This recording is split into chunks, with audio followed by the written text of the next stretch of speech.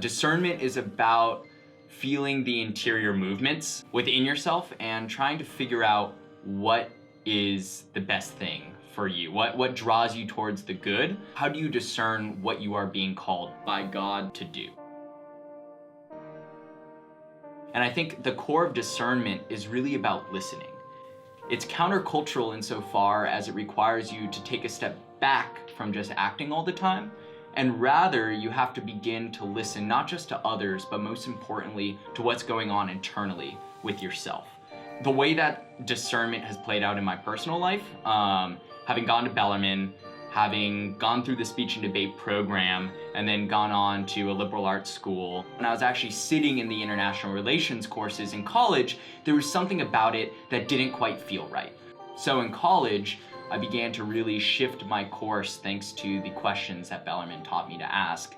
And that's when I began to realize that I wanted to be at a place like an educational institution like Bellarmine that was concerned with caring about people and helping people to become the best versions of themselves.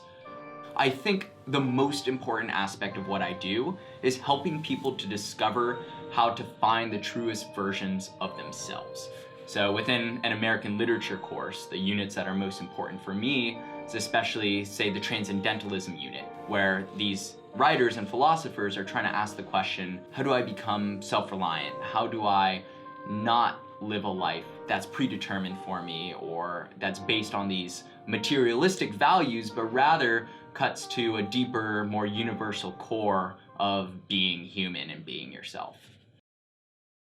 Sometimes when you're at a dessert shop and you're trying to discern whether or not you need a cake or a cookie, I think it's really useful to turn to the teachings of St. Ignatius and really begin to ask yourself, yeah, what feels right with those internal movements? And sometimes it's that frosting cookie and sometimes it's the carrot cake.